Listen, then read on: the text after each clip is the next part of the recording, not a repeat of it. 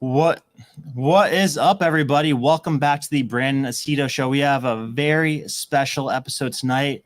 Attorney Joseph McBride has done us the courtesy of joining us. He's going to be with us talking about the Trump case, what to expect, what's abnormal about this case, what to expect going forward, and a whole bunch of things in regards to the legal expertise on this issue, which you wouldn't get anywhere else. So without further ado, we're going to bring in Attorney Joseph McBride.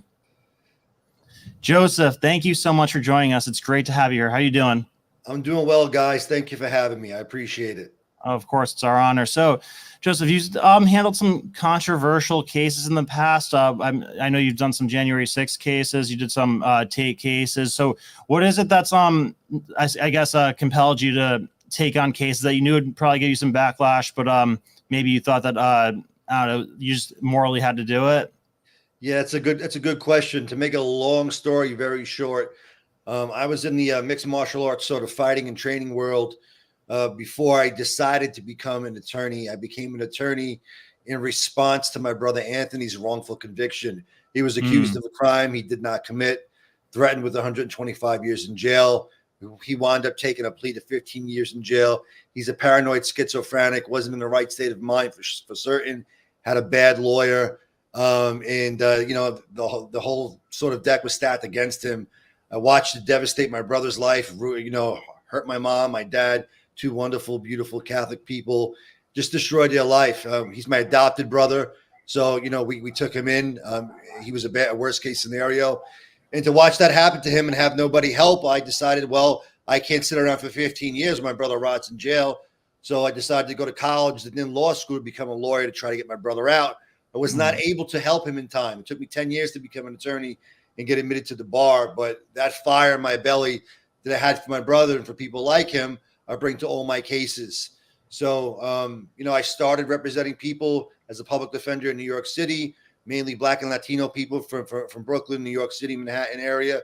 And then after 2016 came around, I got sort of outed as a Trump supporter at the Legal Aid Society in Manhattan. They tried to fire me. I had an internal trial there with them. I wiped the floor with them, left on my own terms, went and started my own law firm. I said, I'm just going to rail against these people for the rest of my life because they make me sick. So here I am. Wow, beautiful. Now, speaking of controversial issues and Trump and injustice potentially, so how closely have you been following the Trump legal proceedings and what's going on with all of his court cases?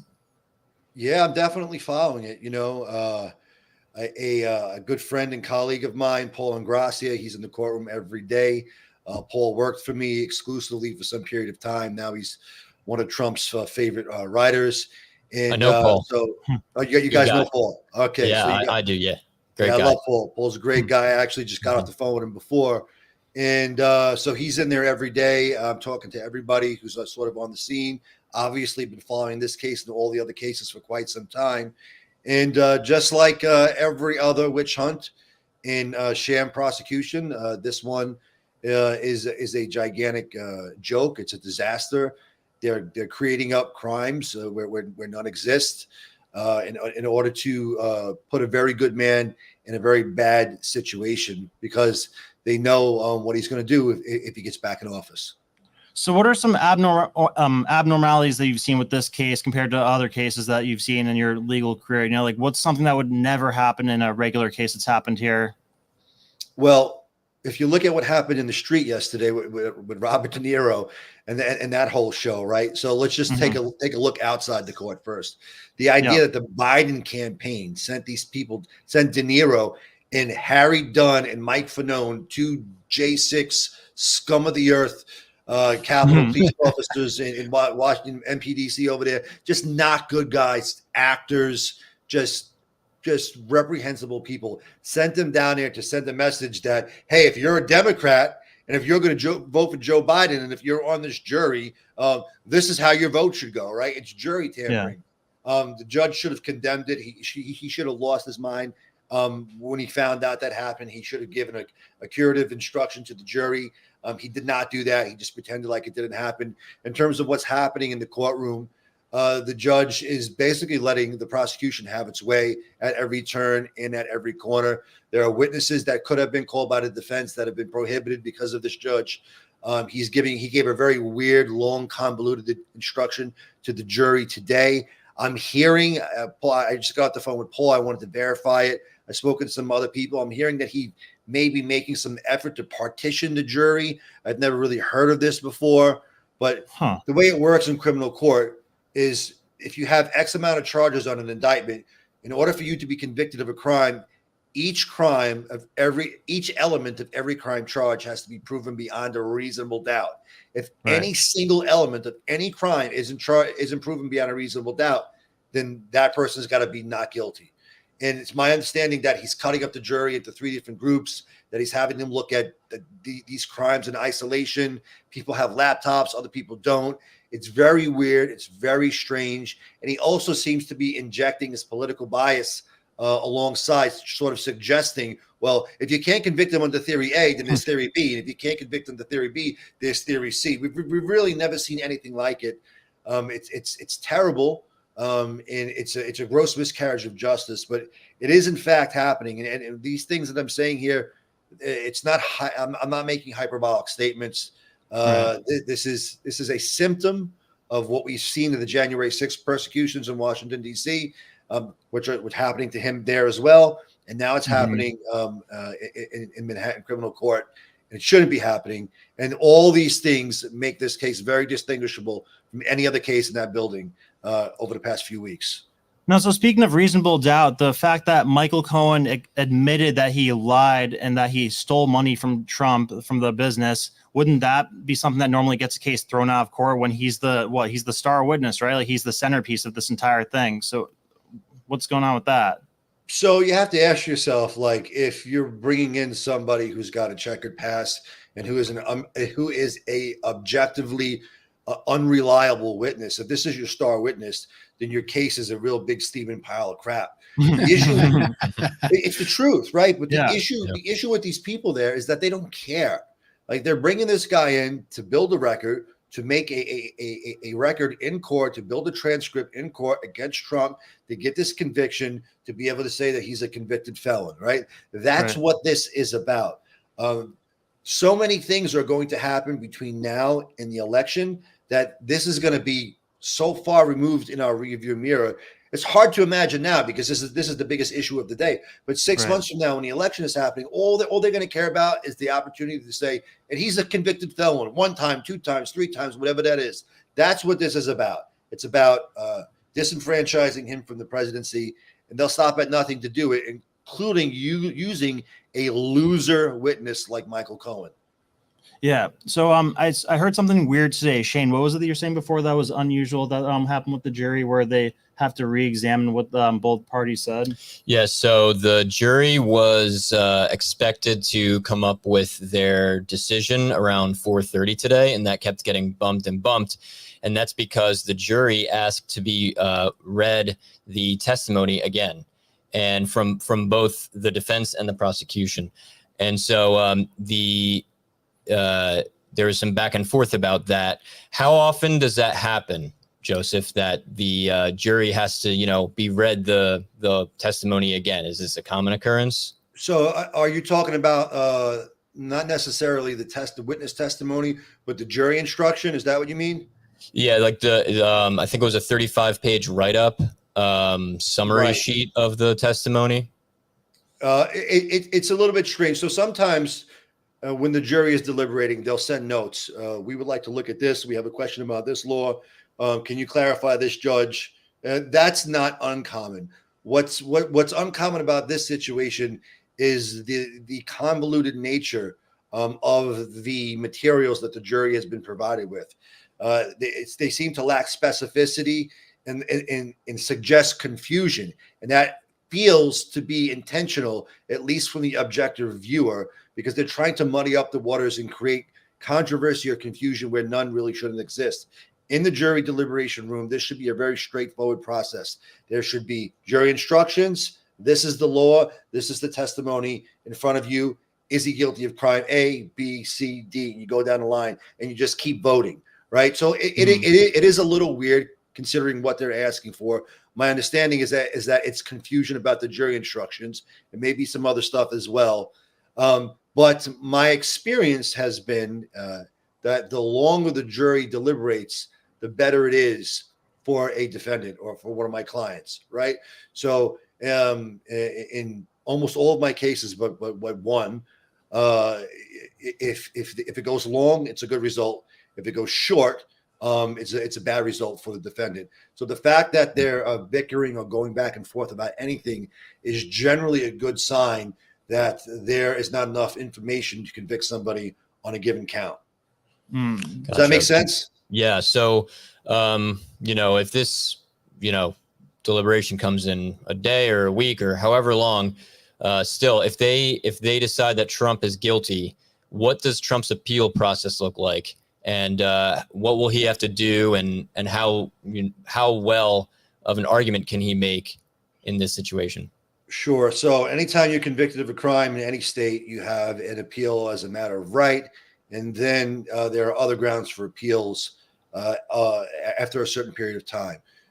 For instance, if a piece of evidence were to come up next year that wasn't available at trial today, that would have exonerated him, you can do that. But generally, your appeal as a matter of right, they're going to examine what took place during the trial for clear error. And if they can prove that there's clear and convincing evidence that an error of fact or law or both was made during the trial, then you have what's called fertile grounds for an appeal. It seems from what I'm hearing that there are going to be several fertile grounds for appeal here.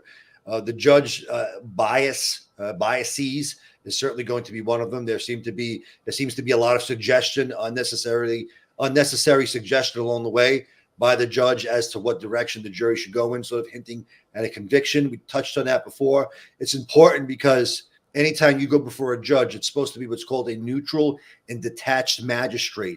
Anytime you see Lady Justice out there holding the scales of justice in her hand, she's blindfolded, right? And that blindfold means that you're not taking an opinion on either side. You're just looking at the law and you're applying it mechanically to the facts of a case to see whether somebody's guilty or not. So if the judge unfairly interjects his biases into the trial and steers the jury one way or another, then that could certainly be fertile grounds for appeal. There are also issues with statute of limitations in this case, converting misdemeanor crimes into felonies. Right.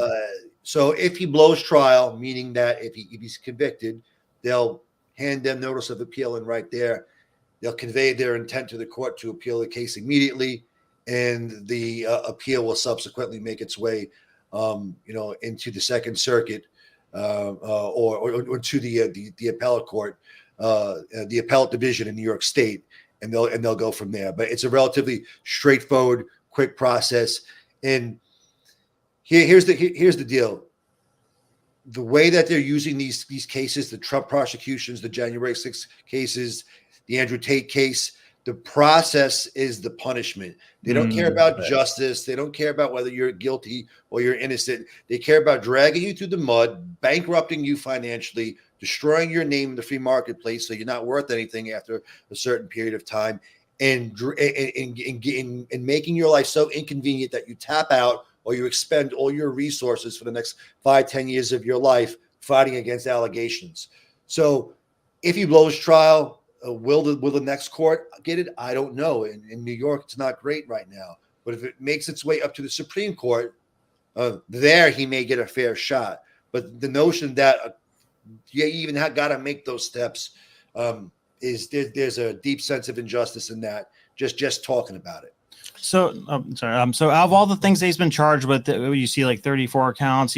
People said, he's facing potentially 900 years in prison because of all the stuff they're drawing up on him. So with the fact that the thing that they're coming all the way down to the wire with is the Stormy Daniels case, the hush money, quote unquote, what does that say about the what they're trying to do using the full resources of the government? And then this is the best they can come up with, something that sounds as silly as this on paper, and then it's even a stretch to get this one across the finish line. So look, juxtapose your two stars of this case. Michael Cohen, who's he's a liar. He's objectively on the record lying all over the place. He's been caught 15 different times in 15 different proceedings, and a liar and a porn star, right? This is the best you can do. This guy has lived. I don't know how old he is now, right? He's high 70s around there. His entire life without a parking ticket. And all of a sudden now he's got 500 felonies against him. And the 2 star witnesses are 2 of the dirtiest scum of the earth people that one could possibly conjure up in order to get him. That tells you everything right there, right? The case is a sham. But again, it's not about what happened. It's about dragging him through the process and getting these felony convictions behind his name so that when they get to a debate stage, if senile Joe Biden can ever, muster up the courage to make that happen, or when they get to the couple weeks before the election, one guy can go, look at me. I'm not a felon. Look at the other guy. He is a felon. Which one of those do you want to vote into office? And, that's what this is about. It's a political assassination by the ruling class and the current party in power. And something that we normally don't see in a free and open Western democracy. Now, do you think these political cases are uniquely difficult to be a judge for? Because you said Lady Liberty is supposed to be blind, say what's right and wrong. But I mean, everybody obviously has some degree of a political bias, whether it's, 10% one direction or 90% one direction. So are you concerned about the difficulty in which it would take to find a completely neutral judge? Or do you think a good amount of judges have it in them to, even if they think one way politically, that they could look past that and say what's right and wrong legally? It's a great question. I worry about, I can tell you in Washington, D.C., the answer is unequivocally no, right? Yeah. Here in New York State, it's not great for Trump, considering the level of hatred toward him. I don't think that he can get a fair shot in a New York City trial. I think if it goes up to the appellate division and then maybe up to the New York State Court of Appeals, then his chances become much greater, especially at the Court of Appeals, because these judges are more seasoned. They're less political. They're not trying to make a name for themselves. They've already made a name for themselves, and they actually care about the notions of fair play and substantial justice. But when you have a diva like Judge Merchan, who's trying to make a name for himself out there in front of the whole world, you're dealing with an entirely different animal. So that's the sort of long answer to your short question. Got it. And, people throw around the notion of him going to Rikers prison. I don't know why Mayor Adams felt the need to say that the other day, that they're ready to send him to Rikers prison. But do you think that's even a realistic thing? Do you think that'd be a political stunt if they did that? What measures would they have to take? So that's another good question. Generally, if it were you or I in that situation, and if we were convicted of felony charges, we would be going to Rikers Island straight away. In Manhattan criminal court, you have the Manhattan local lockup right there on Baxter Street, which they call the Tombs. Right, he would go temporarily to the Tombs, and then they would put him on a bus to Rikers Island, and he would stay at Rikers Island until he was classified and sent to upstate prison somewhere, whether it was, Fishkill or Clinton or whatever it's going to be, right? It would not be good. But look, this is President Trump. They're not going to send him to Rikers Island. There's also a point of intersection between the president and the necessary Secret Service protection, right? The president's always going to have the Secret Service around him. So if President Trump went to jail, he would theoretically have the Secret Service protecting him in jail. So my understanding is that they're looking at federal facilities. The only 2 federal facilities that are in Manhattan, and one in Manhattan, one in Brooklyn, is MCC, MDC. They're not going to send him to MDC, because if he goes to MDC in Brooklyn, he's going to get killed. The only option, because it's just a gang-infested horror show like the Pit of Hell. Mm-hmm. So the only reasonable alternative would be MCC. MCC is currently defunct. They shut it down in 2021. Secret Service would be able to have access there. So that's the word on the street, that he may be held at for whatever period of time. But the weird thing about that is that's where Jeffrey Epstein was murdered, right? So they send guys there who they have disagreements with for one reason or another. They're supposed to have this protection. And then, like Epstein gets killed on suicide watch. So I think that if Trump is sent into the justice system, if he's sent to prison, you got to look at this as an assassination attempt by one party against the current front runner of the other party. And I say that with a lot of pain in my heart, but it's reasonably foreseeable, and it's very, very easy to come up with the idea that he could get killed in jail, and that the people who were sending him to jail are sending him there for that purpose. Joseph, are you based in New York? So I live in New York. I have an office here. I have a place in DC, and then I have a place like in Palm Beach. So I'm just like jumping back and forth for all three locations, depending where I gotta be. If I gotta be in New York, I'm here. So my family is. I have family and friends in a lot in Florida as well. I'll be headed to Florida on Monday for arguments in the Andrew and Tristan Tate case that were the defamation case in Palm Beach court. We'll be there for that. I'll be there for a week or two, and then I'll be back. But I'm here and I'm there, if that makes sense. Gotcha. So as somebody with friends and family in New York, and you have experience in New York, what do you think about Alvin Bragg? And what can you say about the New York crime scene right now? With the DAs and the corrupt judges, and the fact that the city is dedicating so many resources to prosecuting Trump when they could be doing so many other things.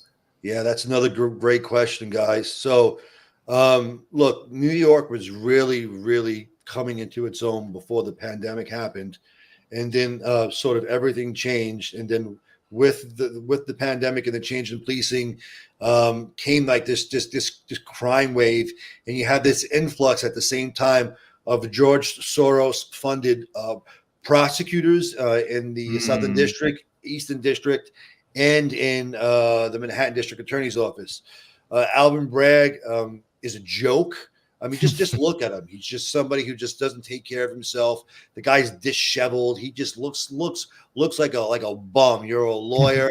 You're a prosecutor in the most prestigious prosecutorial office in terms of states, the Manhattan DA's office, and that's what you look like. You look like an unshoveled, door-to-door salesman from 1972. He's disgusting, right? He's put in that place because he's an easily controllable chess piece. Right? He's being controlled from Washington. He's not there by merit. He's not there because he's smart or because he's better than anybody. He's there because he knows how to kiss the right butts. He'll do what he's told. He'll jump how high, sir, the whole nine, right? So, and in terms of the other part of your question, the fact that they're devoting these resources to a hush money payment from 10 years ago or whatever, it's absolutely ridiculous when we can barely walk down the street in certain neighborhoods over here anymore. I mean, I have 3 kids. I live in Brooklyn, and it's not as safe as it was a few years ago. I definitely don't put my family on the subway, even though it would be convenient. I got to go everywhere with them all of the time.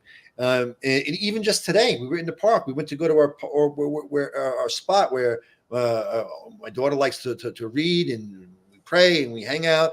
And, there was just a bunch of people in the park doing the wrong thing.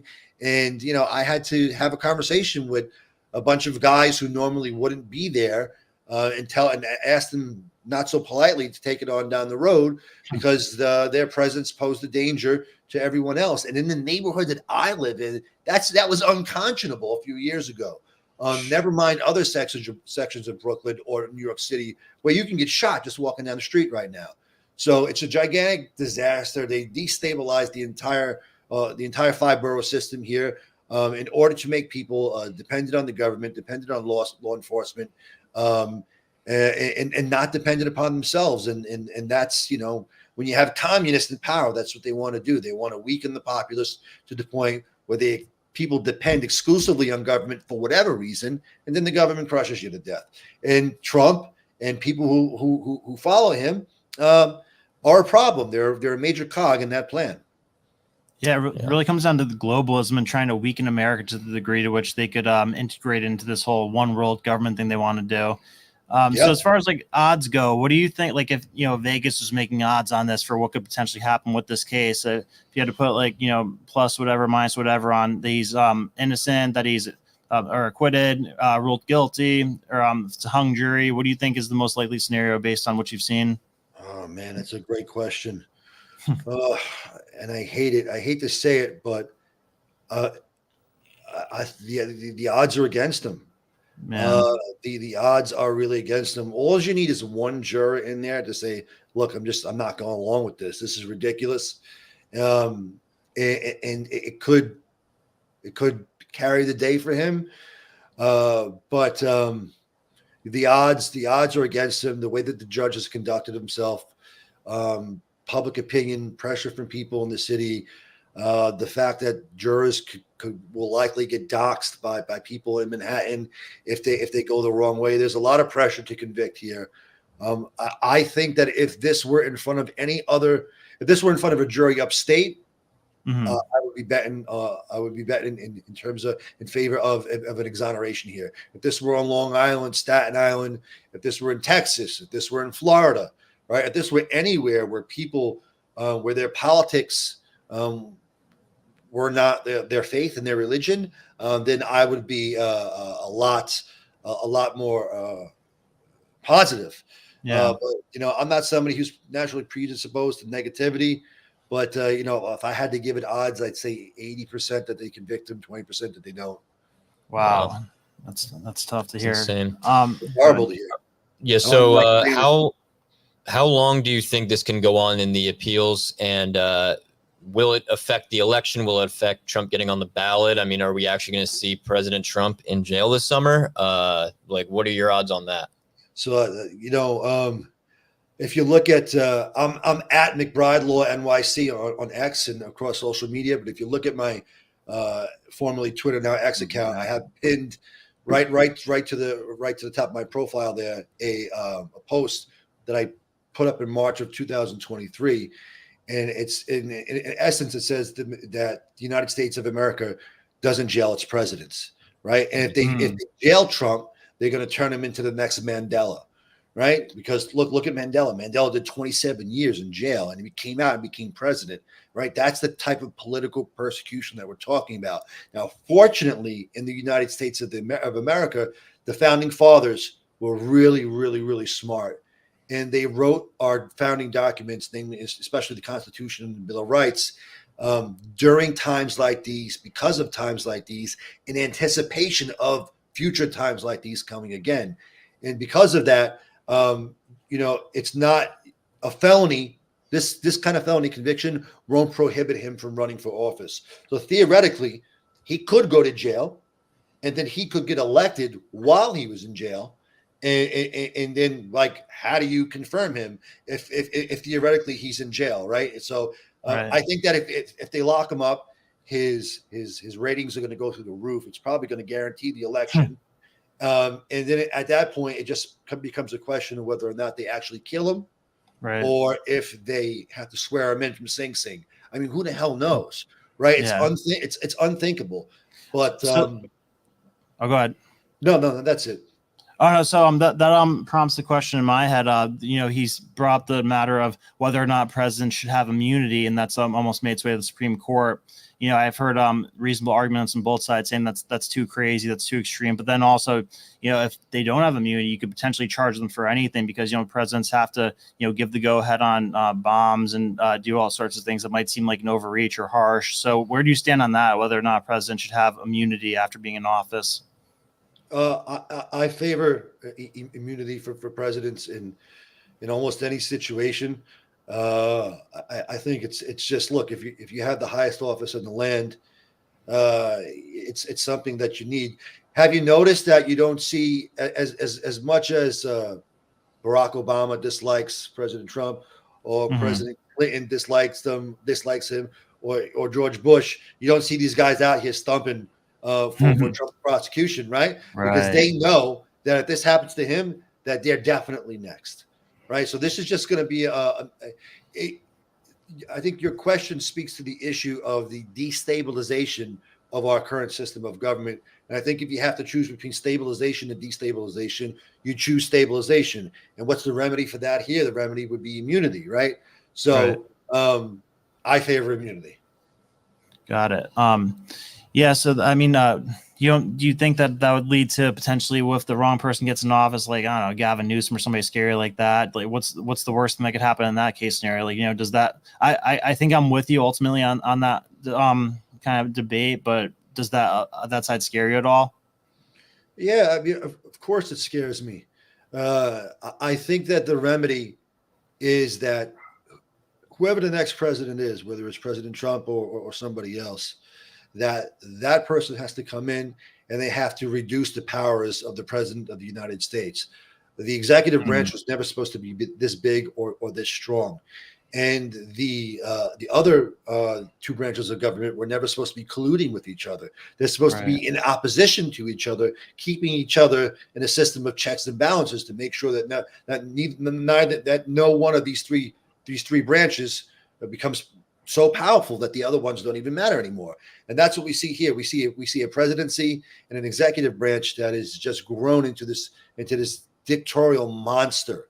So it has to be deflated, and the presidency should be disempowered. Number one. Number two, I think that the best way to do it is through local elections and local governments. If you have 30 red states that all get together and say, you know what, we're just not going to go along with whatever the president is doing. We're going to do it our own way, and we'll give each other tax breaks, and we'll give each other trade deals, and screw the blue states and screw the blue president, right? That's like a really powerful thing. And that's something, in terms of principles of federalism, we have a federalized system. We don't have a unitary system like in France, right? You have the states and the presidency, which are supposed to be equals and sovereigns as well. So if 30 co-sovereign red states get together and they form a coalition to go against a corrupt federal government, I think that that's the way to do it. Why that has not happened yet is beyond me. But as far as I'm concerned, that is the shortest and truest way forward to disempower whoever is in office, and to make sure that something like this does not happen again. But the reason why these states go along with it is because of all the money the federal government gives them, because they're all bought and paid for. And, that has to be looked at as well. Yeah. So before you were talking about how for these lawyers, their religion is politics. Yeah.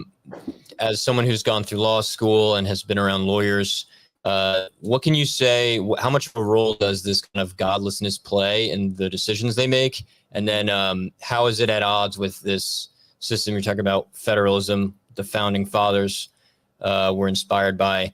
I mean, when you think that you can kind of play God and you have Soros money, that's got to play out in the courtroom somehow, no? Oh, it definitely plays out in the courtroom. It's playing out right now. We see it play out in the halls of justice every day now. We see it play out in Congress, and it shouldn't be happening. And when you don't have a core belief in God deep inside of you, right, you don't have fear of God inside of you. And fear of God and what God can ultimately do to you is a very healthy way to keep your butt in check in this life, right? It's it. God loves us, and he wants us ultimately to be with him. But he's prescribed a path for us forward. And if we don't follow it, there's a consequence for that. And it's a very hefty one. And those of us who believe that, those of us who carry that along with us, we have a certain code of ethics that we live by that is informed by our faith in God. But when the state becomes your God, or when you become your own God, or when money is your God, and you have no fear of what could happen to your soul, then there is just no way to suppress a man's unbridled evil nature, right? And that's sort of what we're seeing. We're seeing godlessness being fueled by money, and it's going after everyone and anything who disagrees with its satanic worldview.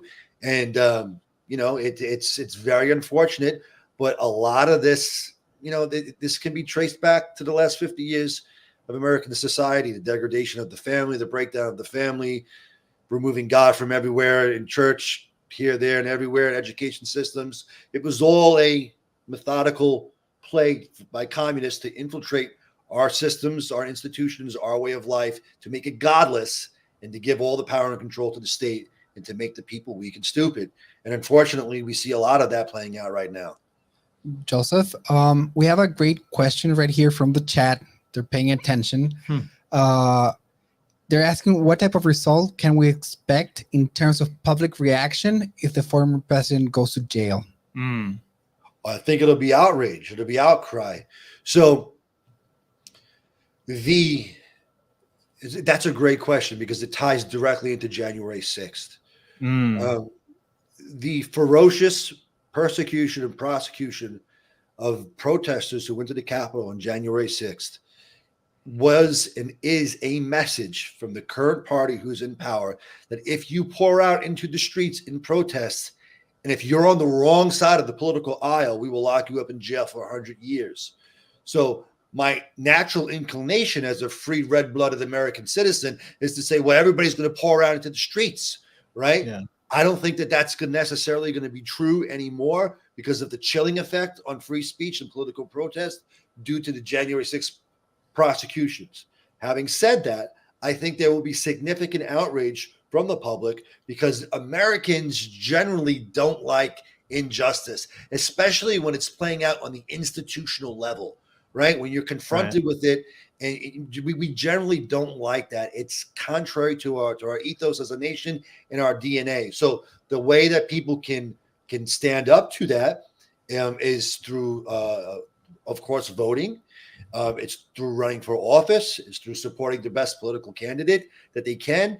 And it's through participation in the economic battles that we see, like what happened with Target and Disney, right? If there are groups of people who are running against you, you have to fund the opposition. If there are groups of corporations that are proliferating and propagating a worldview that you disagree with, you should not give them any of your money, right?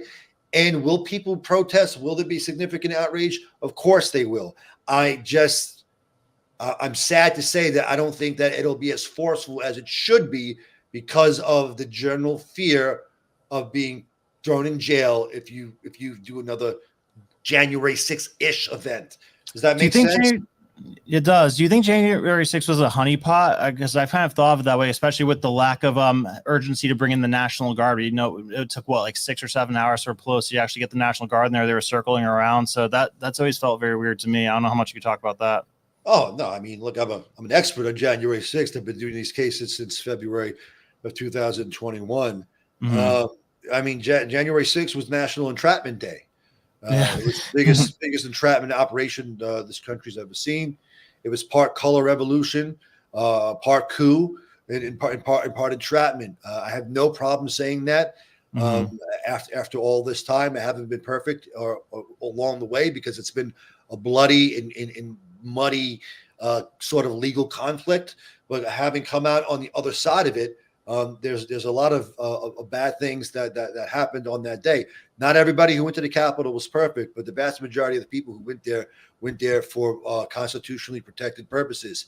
And when you look at the fact of what happened with the Gretchen Whitmer case in Michigan and how 12 of the 16 FBI agents involved there, roughly, that I don't know what the exact number is, but the vast majority of the federal agents of the co-conspirators involved there were all FBI agents, right? You look at that as a setup, and then when you look at the fact that the director of that office transferred to Washington D.C. a few weeks before January 6th happened. You have to say, well, what the hell is going on here? Like, you don't have to be a rocket scientist to figure this out. It's right there in front of your face. This is the big lie. It's a lie that's so big that nobody would ever believe it. But it's playing out in front of us right now. And so was it a honeypot? It was the biggest honeypot this country's ever seen. And the only way that we beat it back is by running for office. Local board of education, local board, whatever it is, all the way up to the highest office in this land, by people participating in the political process and taking it back from the people who have hijacked it from us. 100%. Yeah. Upgrade 101 asks, who can we contact? Is there a higher legislation? I want to know what we can do. You just laid out some points, but is there any kind of phoning in that people can do, or is this, it's all just in the private laws and it's not in Congress? So people can definitely help. So congressmen and women have this unofficial rule, and the unofficial, so a congressperson could get 500 calls in 1 week, but if they're from all over the country about an issue, they may not necessarily give it the attention it deserves. But if a congressperson gets 20 people from their district to phone in, right, they're going to pay attention, because that means my district is phoning in mass, in numbers, and that this is a issue that they could vote me out of office because of. So my advice to you would be to get a few dozen people from your district to phone in to your congressman or congresswoman's office to voice your displeasure over what's going on. And if you unfortunately live in an area where your congressperson hates the president, then get 20 of those people to phone in to somebody else who's close to you, who's on the right side of this, and say, hey, we've contacted our congressman. This person isn't helping us. Can you help? And that righteous congressman will take up your cause as well. One question connected to that. Why aren't they not doing anything already? Why do they need phone calls? The Congress You mean Congress? Yeah. Shouldn't you be working on this? There's a group of people in Congress who is working on this. This is the issue, right? You have the Democrats who are 100% against Trump. Okay, we know that. The issue is you have half the Republican Party who loves this country and half of the Republican Party who wants to spend the next 100 years going to war in foreign countries. And they don't love this country. They don't love you. They don't love me. They just love making a lot of money, killing a lot of people, and they could give a crap about any of this, especially when it comes to Trump. So there's no unity. The numbers aren't there in the Republican Party. And a house divided against itself will fall, right? So you have this very, very weak Republican majority in Congress. It's like a one-vote majority. You have a group of people, mainly out of the Freedom Caucus, who care, but they just don't have the numbers to make a meaningful impact in terms of getting things done in Congress. They don't have the majority that they need, and they don't have the support. So in order to address the situation in Congress, I would encourage anybody who loves this country and who feels called to run for office to run against these people. If these people can get into office, anybody can get into office, because most of the people that I've met in government, they're some of the most unimpressive people I've ever met in my life. They really are. I've had more interesting conversations and more high-level conversations about spirituality, about God, about country, about the law with my Uber drivers on a regular basis than half these morons that I've met in Congress. So true. I mean that. That kind of brings my mind to the concept of lobbying. I know there's a lot of lawyers that go into lobbying. Is that correct?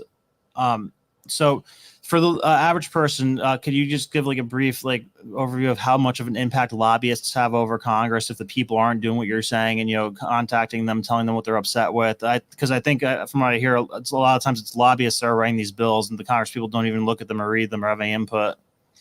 Yeah, so you have like two problems. You have the lobbyist problem, and think about 10 years ago, they banned this. There was a practice in medicine, right? And if there was a regular internal medicine doctor, pharmaceutical reps would come and they would pay for the lunches. They would take the doctors and their wives out to dinner. They would wine them and dine them in order for the doctors to buy their pharmaceuticals, right?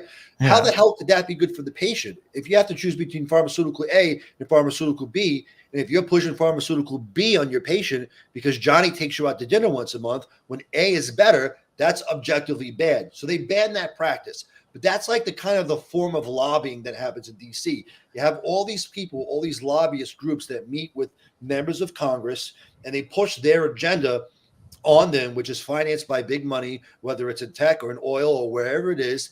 They finance it, and they get your congressperson to forget about the little guy and just think about the big guy. So that's a problem in and of itself.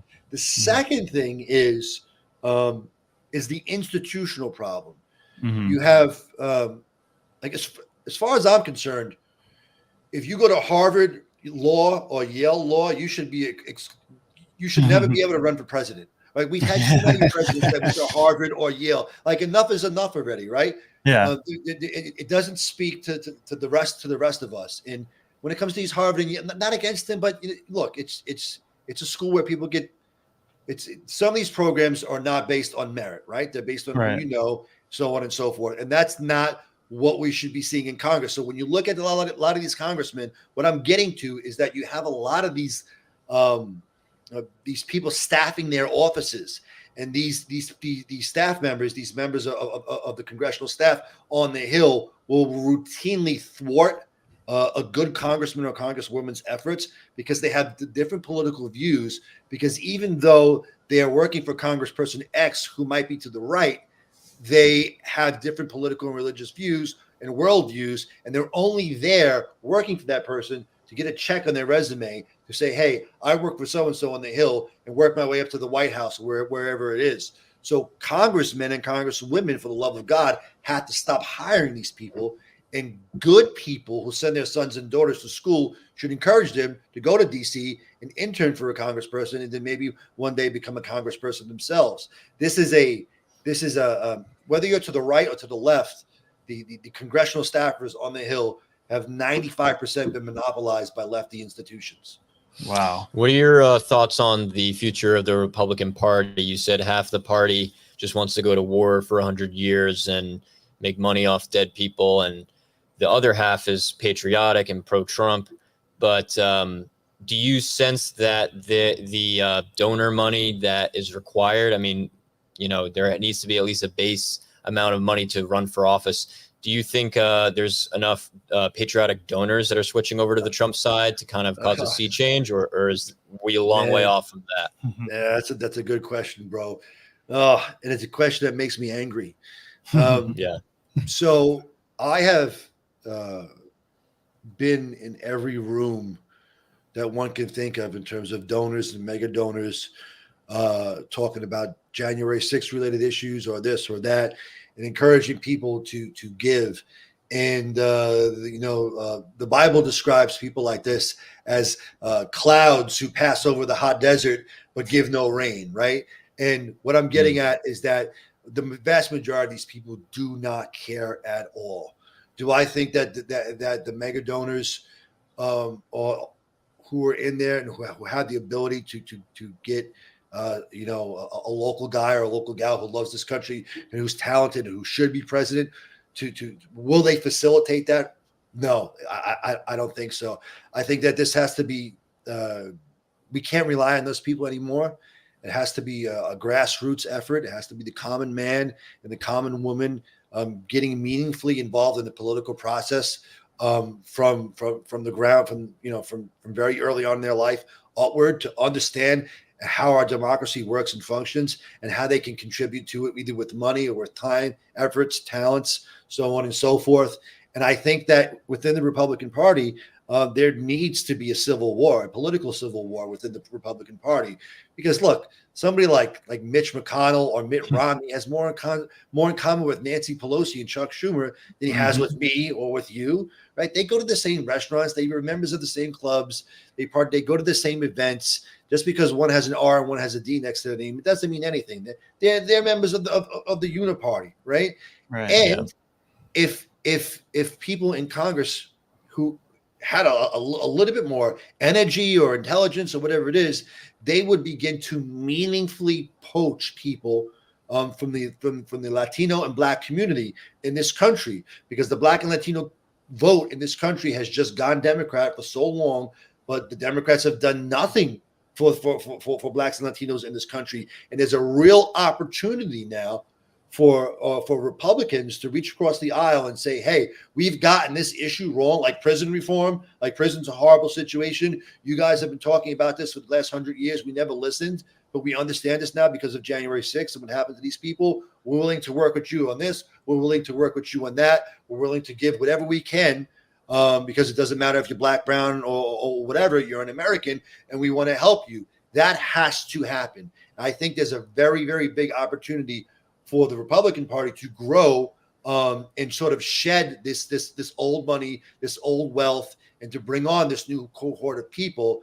And the way that happens is through action, through awareness, through education, and by face-to-face interactions with groups of people who you would normally not entertain in your life or at your table. It's going to take hard work, but look, the communists put in hard work for the past 40 years, and they did it to us. There's no reason why we can't do it to them. Yeah. Well, that was a great answer. I'll ask one more here because we want to respect your time. How familiar are you with the Citizens United case in 2010 that allowed corporate money to just pour into these elections? Yeah, sure. Citizens United, big case. How much of a disaster is that? It's a disaster of epic proportions. It should not happen. There should not be American politics should be about the American citizen. It should not be about international corporate interest. But unfortunately, we're living in a society where the partnership between big government and big tech, big government and big banks, it's designed to circumvent the Constitution that was designed to protect people like you and to protect people like me. So they're coming up with a different system, and for many ways for them to work around due process and to protect the little man, so they can achieve, their globalist agenda. And anytime we say something like that, we all kind of sound like Alex Jones, right? But to a large extent, Alex Jones is right. So that's the truth. And the only way we stop that is by getting involved. And if you haven't been involved until today, well, now's the day. Believe in yourself, believe in the country, believe in God, and go for it and do something. Anybody can do it. I mean, if these schmucks are in there, these people, they're so stupid. I mean, you just got to go in there and fight them and get them out. Right. 500 patriots to run for Congress. I 1000% agree. Amen. Yeah, I mean, this has been amazing, Joseph. Thank you so much for joining us. Is there anything that you think we missed that you want to hit on quick, or anything that you want to plug? No, I think that what you guys are doing is very important. It's good to see, 3 young guys up there who are on the right side of things, who are taking time out of their lives to not only advance your career, but to advance the right message, right? Mm-hmm. And to reach out into the world and to grow a base. You guys remain consistent. You'll get bigger and bigger and bigger and bigger, and you'll be able to influence more and more and more and more. And who knows, one of you may be president in 20 years, right? You don't know. The world is that way. So, continue to do what you're doing. Continue to inspire each other. Have me back anytime. And it was good to meet you guys. Good to be on. And I'm glad to see that you guys are doing this. Thank you so much. Yes, we'll definitely take you up on that, especially when this jury comes to their consensus. Hopefully that turns out well. But we would definitely love to have you back when that happens. And again, thank you so much. This has been fantastic. Maybe you could come on. Yeah, he's gonna be here in Florida. He should come visit. Yeah, if you're in Florida soon, we have a show, Unusual Suspects, where 5 of us, we sit in the cigar lounge and talk for about an hour and a half. So I'm down. I'm a cigar guy. Cool. Sounds good. That's good. That's good. All right. Yeah. Shoot me a text. Let me know. Absolutely. Awesome. Well, thank you, Joseph. It's great meeting you. And have a great rest of the night. We'll talk soon. God bless. All right, guys. God bless you. God bless. Thank you for watching, everybody. All right. What a guest, Brandon. Yeah, that was incredible. That was a banger. So much information. I know. Yeah. Guys, what do you think in the chat? Let's do a little debrief on that. What are your takeaways, guys? I thought what he said about just at the end there about how international finance is really what's ruling DC right now is so true. Yeah. And I was thinking, just how many what do you call that, levels of separation away is someone like Bragg from the international companies that he's talking about? Right. Because you have Bragg directly prosecuting Trump, and then you have Soros, who funded Color of Change, which is the PAC that Bragg took money from for his campaign. And then Soros is an international financier himself and probably knows all the people that lobby in DC. Yeah. So it's like, this really isn't that big of a stretch to say what he said there. I like that he joked that it's, kind of an Alex Jones thing to say, but like he said, Jones has been right many, many times in the past. Yeah, a good 80%. He gets more right by the minute. Yeah, I mean, he has a colorful way of saying it, but it's everything he says, you can find facts to back it up. So and he's so ahead of it on a lot of these things that's what makes him sound crazy. Like he was saying the stuff about pandemic, I think in 2017, that they're gonna lock you up and release something, blah blah blah. But yeah, I definitely think that the lobbying aspect, something I kind of want to get into in the future with them is, should lobbying be illegal? What kind of mountains would have to be moved for lobbying to be illegal? Because I don't see a single intrinsic value or benefit to it. And then what kind of impact does the attorney general have? Who should be Trump's attorney general if he wins? The benefit is that they have to do it in the open, because they're going to do it anyways. Money talks, bullshit walks. So I'd rather have them being tracked kind I of. mean, shouldn't it be highly illegal for a politician to receive money for favors or for agendas? They've been doing. I know, They've it's been a doing story it since told the this Roman time. Empire. Yeah, I don't think it's gonna know. change. Yeah. Now, on the other hand, my biggest We takeaway could here track our fucking But bribery, shit, though. is my bigger takeaway is that there's a silver lining. You know, Mhm. like there's a way out of this. People getting involved. People going out to vote. You know, people aspiring to have careers in politics and changing things. So because this is very dark. Like every day we get all this, you know, dark outcomes and news and reports. Well, it's the fourth turning, dude. You know, we're at the, like, for everybody who doesn't know, the fourth turning, it's the concept of every 100 years, a new version of society kind of begins and blossoms. And then after the course of 100 years, it kind of shits the bed. You know, when American Revolution was a fourth turning, Civil War is a fourth turning, World War II is a fourth turning, and now we're at that 80 to 100 year mark where it starts to like kind of fall apart again and then gets rebuilt afterwards. Because the way, like, the culture that we establish is only kind of feasible for about 100 years, it seems like. Yeah, I mean, I agree with him that, you know, right now the donors are just simply not patriotic. They're not backing the right causes, and, you know, we shouldn't really look to them for all of our answers, and we should, you know, start our own campaigns and stuff. But I think in such a fourth turning, eventually things will get so bad that even the money powers will realize that, you know, I'm on the wrong side. Yeah. I have to, at least some of them will, like the declaration says, stake their lives, fortunes, and sacred honor on doing something for the republic or for the commonwealth of people. It's like you have so much at stake when, you know, like Trump has, the first time around, he was supported mainly by a rural base, working class base, Right. Somewhat of a suburban base, but largely, you know, Rust Belt, not college educated, whatever. This time around, you had Jamie Dimon from Chase. Not really endorsing him, but kind of being like, guys, he had a lot. Yeah, he was like, guys, he had a lot going for him. Well, let's just say I'm going to be voting for someone who's not named Joe Biden this time. And then you had Steve Schwartzman just straight up endorse him the other day. Yeah. I mean, Schwartzman himself is a little, you know, I don't know about Blackstone buying up all the real estate, but it's still interesting that someone like that is like, you know what? Things are getting so bad that I don't even give a shit the bad press that I'm going to get for endorsing this guy. I'm going to endorse him. Well, you know what we really need is we need a Soros on the right, even though I hate a lot of what Republicans stand for, like traditional Republicans that is part of the swamp or rhinos, whatever. But, you know, somebody like Ken Griffin, who has the equivalent amount of money as Soros, who's openly Republican, hates Biden, you know, vibes with what Trump's doing. You know, I would like to see him throw the same degree of influence around that Soros throws around. Not that I like people with $40 billion, you know, putting their full force behind a political agenda. But if it exists on one side, I'd like to see it at least exist on the other side to counterbalance that. It's kind of interesting. It's like like he was saying, you know, for the left, they're okay with spending all this money on politics because they know they're going to get it back in the form of corruption. But the Republicans, at least the pro-Trump ones, they're spending money that they're not going to necessarily get back because all they're doing is promoting a free market that you can't control. So there's no incentive there's no return on that investment. It's just doing what you should do. And that's, you know, not everyone always does that. So, well, let's play devil's advocate. Like, imagine somebody who would have hypothetically did that on the right in 2016.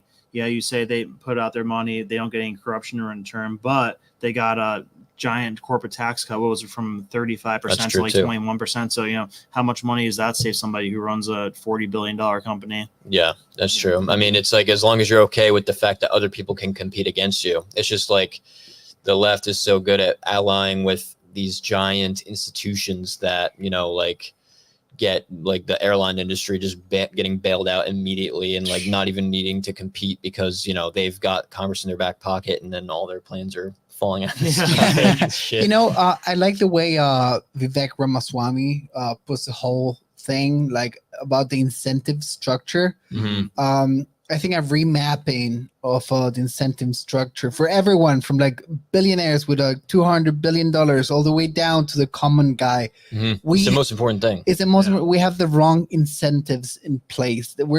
Like, for example, Pat released this video about the fatherless crisis that we're living here in America. Mm-hmm. all the wrong incentives and put in place to make more fatherless homes. So I think Get knocked up, it's okay. Here's $1,500 a month. so that's it's a big problem. Have children, 40,000 in debt, go fuck yourself. Fucking destroy your life. But that applies to something so little as having kids, or so big is one of the biggest things. To huge corporate structures. If the incentives are placed right, we can see a lot of change, Yeah. And that's why I brought up Citizens vs. United. How familiar are you guys with this case? Yeah, I'm pretty familiar with it. Give us a rundown on it, because you're better explaining some political things than I am.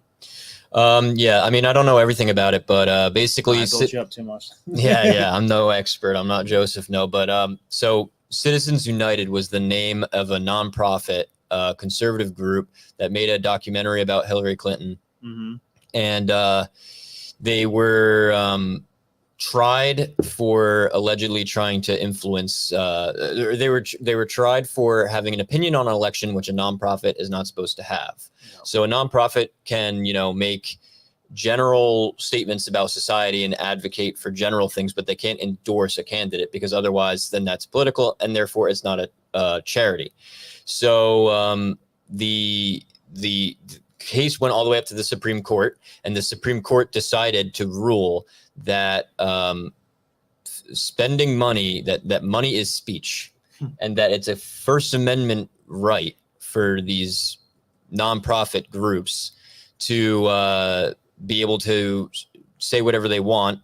If they want to endorse a candidate, they have to become a different kind of group. It's a C4 rather than a C3.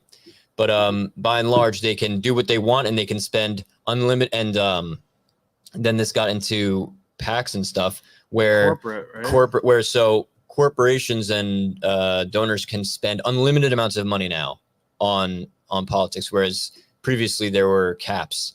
And this was all being done by Republicans, who were like the Bush-Romney Republicans, that bailed out the banks and that, pretty much destroyed the economy. So it's the same corrupt people that Trump's fighting against, but then these Republicans come against Trump and they're like, oh, actually, we're the good guys. The Bushes, the Romneys, they're like, we're this guy's racist, this guy's evil. Meanwhile, Trump is just trying to prevent them from being corrupt. You saw how Dave Chappelle made the joke about how Trump just came out and was like, I'm funding my own campaign.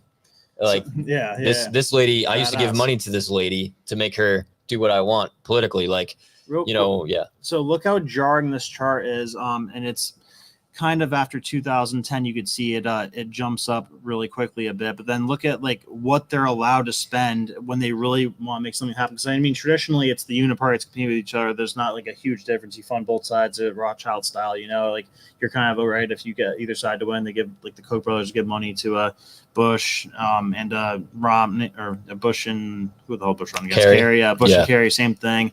Obama, McCain, somewhat same thing, but Trump and Hillary, vastly different things. Trump and Biden, vastly different things. If you're establishment, it's a whole different world for you if the non-establishment guy wins. So look at the crazy degree to which they were willing to make sure the Republican or non-establishment guy didn't win in 2020. Like, that's an absurd, jarring amount. That's a complete anomaly compared to anything else. It was literally like, he cannot win. There's, we cannot let this man win. And the 2.5 billion. That's a lot. Yeah. Fucking ridiculous. The Time magazine article about how the labor unions teamed up with, what's it called?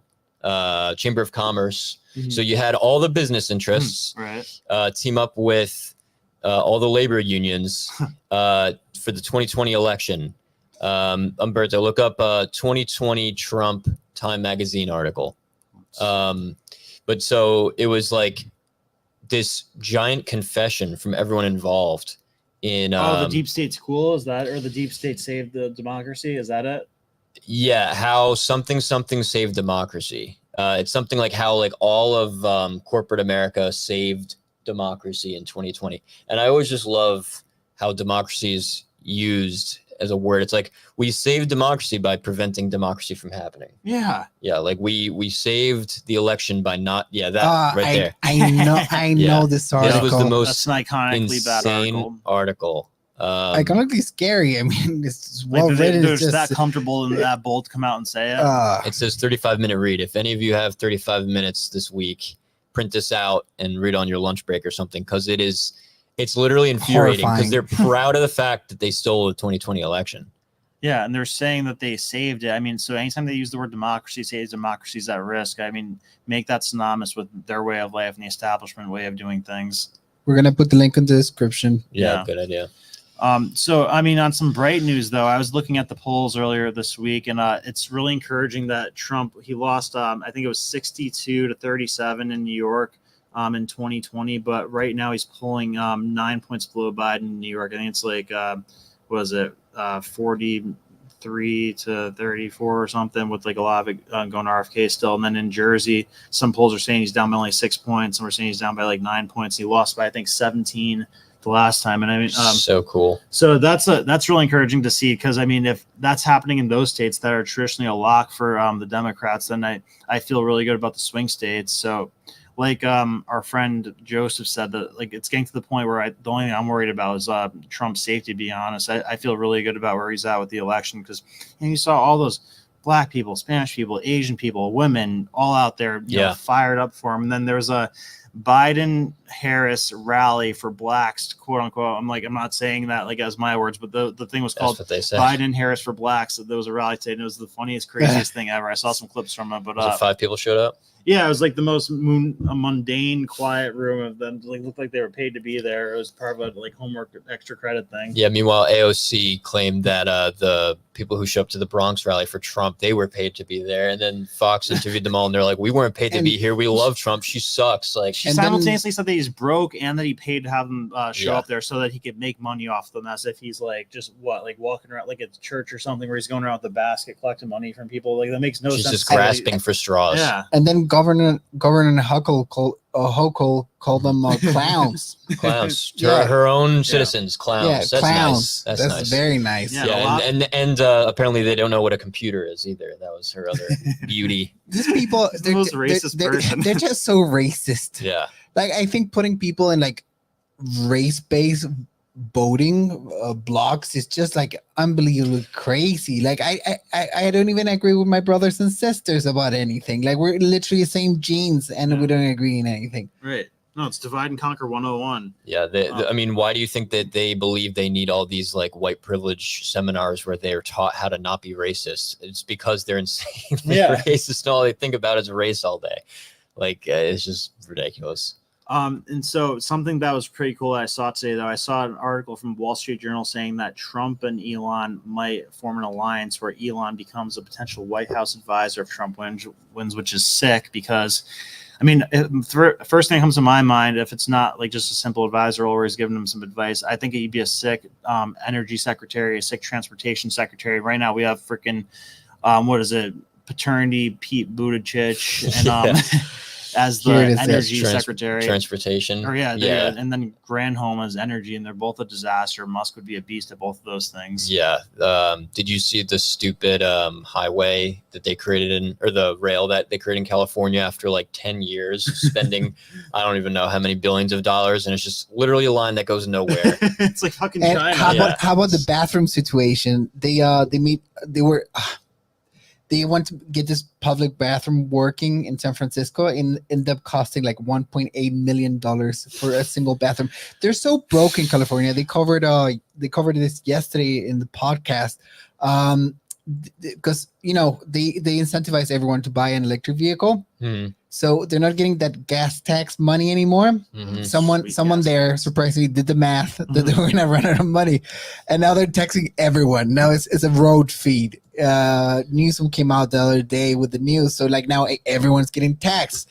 Well, it's kind of crazy because it's like these like big places. I mean, so like California knows that at the end of the day, it could always count on federal funding from the federal government if it needs it. Same way as the U.S. federal government knows that at the end of the day, if they need it, they could deficit send as much as they want because there's an infinite demand for U.S. treasuries because of all the legal and financial incentives to own U.S. treasuries. But I mean, so that's where the disaster spending comes in, and then so I wanted to say like people who spend inefficiently and do carry out stupid ass projects like that, it could be summarized in this great story that Trump told about the New York ice rink. So he was saying that, overlooked it from his building, saw for like 5, 10, whatever years they were trying to build this thing, kept breaking, kept getting postponed. The thing wasn't open for years. And it turns out like the people who were doing the project were like a refrigerator company or refrigerator contractors or something who knew nothing about ice rinks. So he said to the state, I'll take this project over. I'm tired of looking at this thing. Don't even worry about paying me money. I'll pay for it myself. And as an act of charity. Yeah. The first thing he does, he's like, I called the Montreal Canadiens. Like, who else knows more about ice rinks than the Canadians? And he said they said it was retarded that the government or the refrigerator company was trying to use copper pipes to put under the rink because they would break. So they used rubber hoses instead, and then put salt water in, so the thing didn't freeze, didn't break, and it was way cheaper. So I forget what the exact numbers were, but Trump did it for like 5% of the price that was already spent on the project and failed attempts, and got it done in a couple months. That is government 101. Yeah, that versus is business 101. government 101. Talk to the right people. Great figure story. out who needs to. I'm surprised that he said something nice about Canadians. Yeah, it's surprising. That's the most surprising part of the story. That was pre-Trudeau. He did say he wanted to buy Greenland once. There's Greenland not owned. It's not a bad idea. Yeah. I'm all for buying Greenland. The way he did, he posted like a picture with Trump Tower on top of Greenland. He's like, I promise I won't do this. Yeah. Like Photoshop just right onto the Because I noticed that the governor of New York, she used clowns. De Niro used clowns. Yeah, someone. It's clowns. But do you get offended when they call you a clown? No. Like not when they say what's clown? Like I don't get it. How is that offensive? Yeah, as if they're such serious people that needs to be taken seriously. I mean, De Niro, like, he's a great actor, but I mean, everyone can see it for what it is when he just is literally reading off a script, like looking down into his hands like every 5 seconds, a script written for him probably by some Biden campaign hack. Like, and then Hochul is just like, I don't even know what the hell's wrong with her. She's like half paralyzed, and I don't know. She's just so weird looking and racist and corrupt. But I was thinking about when you talk about California, there's this great YouTuber named Hamish Patterson who's been making videos for like 15 years, and we should get him on Unusual sometime. But he went from like a surfer, total California dude, and he was like, "Yo, this is the illusion, man," with and he goes, somewhere from spaceship Earth, and all his videos start like that. But slowly he morphed into this like off the grid farmer, and I don't know where he stands politically, but I could see someone like that leading a Braveheart revolution against. I know the thing California. Is, once you get some chickens, once you overtax him enough, the surfer is gonna come home. No. Once you start owning chickens, you're done. You become Republican immediately. Pretty much. So if you have any Democrat friends, just get them a chicken. Yeah. But, so play this thing real quick. I'm sending you. I hope it's the right video. So it goes on what you're saying about like why they keep saying clowns. They get their talking points from somebody. You could see it in this video. The Build Back Better thing. There's this compilation of like before the campaign was even happening. They're saying, what we really need to do is we need to build back better, build back better, build back better, build back better. Like all these different people from around the world, like Boris Johnson, Justin Trudeau, Bill Gates, all like they started saying the catchphrase before that even came out. It's kind of like a spin on the World Economic Forum thing. What was it again? Not Great Reset, but there's another word. You want nothing to be happy. Yeah. Okay, let's see this. Hope there's no copyrighted music. Compilation right here. Ready? Yeah. Reimagine. We also want to work together on building back better from the pandemic. A slogan that I think that Joe has used several times. I think he may have nicked it from us. Once we shut down the virus, he nicked it from us. Workers and businesses, then we can start to build back better than before. But it is undoubtedly an opportunity Prince for us Harry. to work together and build back better. Build back better. As the world recovers, we have a chance to reset the clock and build back better than before. And building back better our economy and society. We owe it to future generations to build back better and base our recovery on solid foundations. The second plank in Build Back Better advances racial equity by mobilizing our infrastructure. Together we can fix this. Let's build back better. Building back better after disasters is also vital to prevent creating new risks. You created the disaster. Yeah, I was going to say, we wouldn't have had to build back if we didn't destroy the economy. Yeah. 4 sets of priorities can guide the response to build back better. You know what Donald Trump will do with 4 more Go back a years? second. Blame, bully, and belittle. Can you go back a second? I can go back the whole video if you want.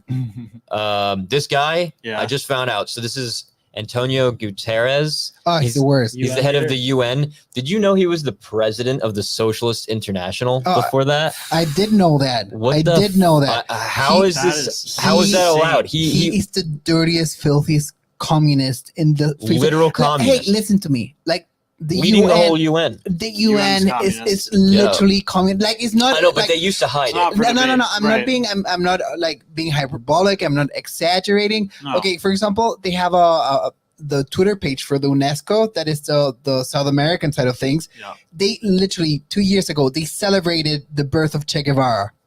Literally on the UN page. They're revolutionary communists and they're the worst and they should be defunded. If they're about human rights, how can they support someone who was a violent insurrectionist? Listen, which they accused Trump of. Okay, have you seen who's in the Human Rights Board? No. For the UN? China, Saudi Arabia. Like I'm gonna pull up the list. It's ridiculous. Literally, that's clowns. Did you see they put their flag at half staff the other day or half mast when the president of Iran died, who was known for being called the butcher or something, or is that the Haiti guy? Whatever. He was the person who would round people up and kill them for speaking out against the government. Had a ton of blood on his hands. Was objectively an evil person. And that was the president. Yeah, the guy who died in the helicopter. Raisi? Yeah, Oh, they shit. put their flag at Raisi? half mast for him. Jeez. Yeah, disgusting. And then the Iranian military, they confirmed yesterday, oh, he didn't do it, or it was a natural disaster. I'm sure it was. Yeah. Oh, look, now they're trying to hide it. Well, and the UN has so much influence too, because I did that. I was super curious one time where ESG was coming from, and I'm like, all right, BlackRock. That's like let's start there. They started talking about a ton out of nowhere, and then go a step behind that. The UN kind of sets the agenda for the rest of the world from a legal standpoint, and like decides how people get money and everything. And then you go a step behind that. The NGOs kind of set the agenda for the UN, and then a step behind that, the biggest donors of the NGOs set the agenda for the NGOs. So big anonymous donors, NGOs, UN, BlackRock, then the rest of us. Yeah. All right. The same with the, what do you call it, CEI score from Human Rights Campaign. Yeah.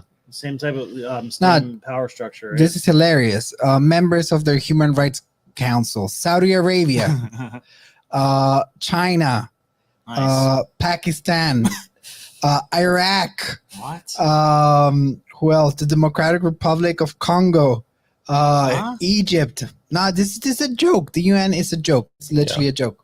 So all these corrupt oligarchies that trample on their own people and are propped up by foreign interests are deciding, selectively deciding. And that's why the whole, Israel war is so interesting, because it's like, if it was a country that we wanted to invade, we'd find the human rights violation in a second. Right. But then at the same time, even Israel's having a hard time making its case when it has been accepted by the free world for so long, precisely because the UN is becoming so globalist, so it's not communist. It's not becoming. It from the inception of the UN, it's been a socialist communist organization. Right, but the West had more influence over it at first, though, because we let it. It's tolerance. We tolerate them to have influence over anything. Right, that's why. But we had more influence over it than the Soviet Union did, is what I'm saying. Whereas now it seems that the BRICS nations, which is kind of like the new Soviet Union, are having more control. You know, I was thinking this morning.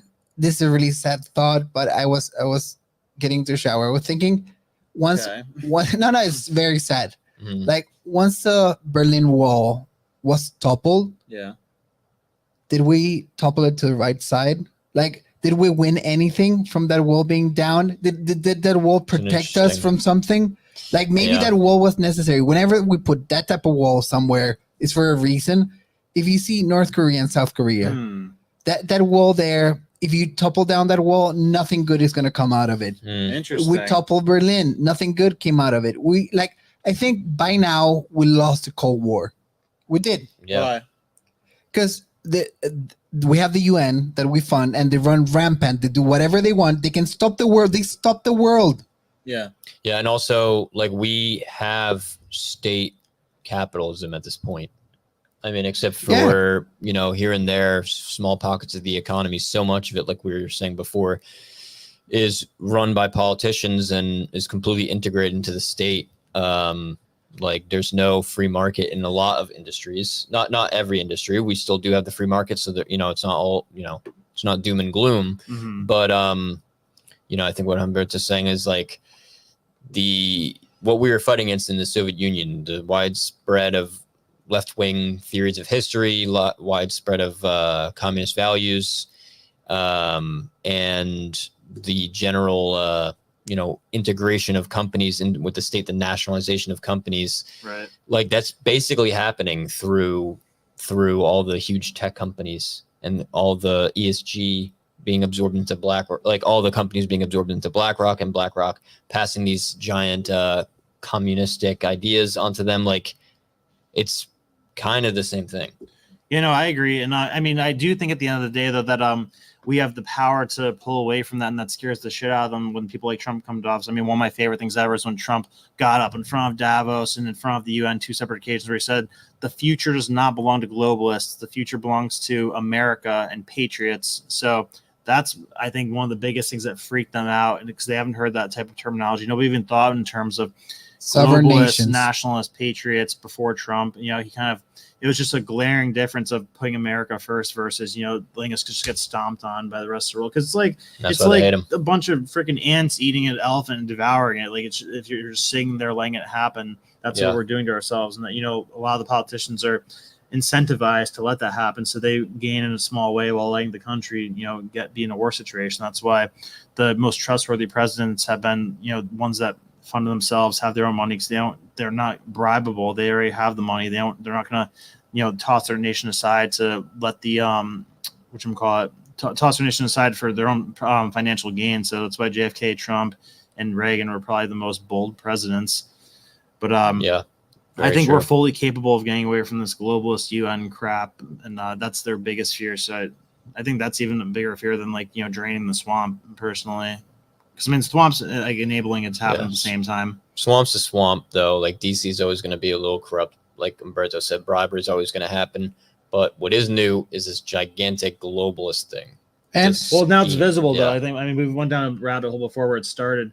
It's always been kind of a mindset, but it started to get really heavy in the 70s, where there's videos of David Rockefeller, the creep, saying that the world's overpopulated and that we need to, preserve resources and slow the population growth, blah, blah, blah, which is ridiculous because they hide this technology that could produce infinite resources. So whatever reason they have for saying that, they want the population to be much smaller and that's more obtainable if there's a one world government, whatever. In closing thoughts, let me propose this idea to you guys. So I mean, the reserve currency system is inherently flawed, unfortunately, because you have to serve dual purposes. We talked about this, I think, last week or the week before, where you have to simultaneously provide the rest of the world with enough money and keep inflation under control in your government, or in your country. So America's probably got 10 years left of having the reserve currency. There's not a country that's suitable to do it next. China's not going to do it. I don't care what anybody says. They're as much of a disaster as us from a debt standpoint. Their demographics are terrible. So a lot of people think that the IMF could potentially be the next reserve currency holder, but be like a unit for the world, which is scary. That'd be so fucked. Yeah. But I'm out of that. You're down with it? No, I'm out. I'm buying gold. I wonder though, what if there was a one world constitution that was resembled the U.S. Constitution? Would that make globalism or a one world currency or government less scary if every country said no, we're going to put our foot down. We want a America type of constitution. The only way that wouldn't be scary is if there was 10,000 city states everywhere else to kind of run all the local laws. Because if it was all ruled by one council somewhere in Switzerland or some shit, because that's probably where it would be. Yeah, that couldn't be the case. With 200 representatives, that would be 200 people representing 10 billion people at that point. Right. So that would not.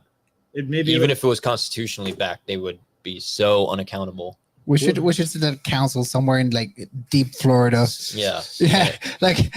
I don't know, but whatever. Some swamps are Pompano okay. Beach. I like this swamp. This swamp is nice. My swamp. Yeah, it's You an know, okay swamp. Yeah. It's an okay swamp. It's better than There's some there's Swiss freedom swamp. here. Yeah, there's a And California worse- can have its mountains without its freedom. I'll take the swamp with the freedom. Oh, I take the swamp anytime, any day. Give me the Gators. Yeah.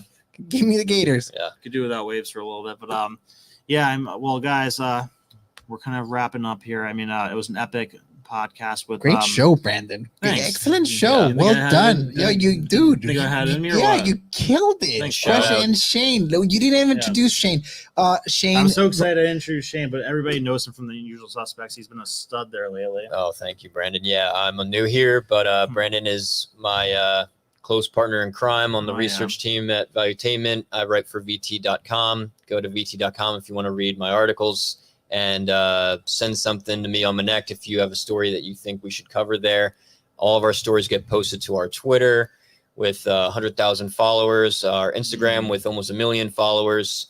So, that's a huge way for a story that you think should blow up to blow up. And some crazy people follow us on Instagram. I mean, Dan Bilzerian was in comments for one of my articles the other day. Wow. Jordan Peterson's daughter shared one of our articles. Wow. Not too Okay. long ago. Yeah. So People can read good now. people can read good.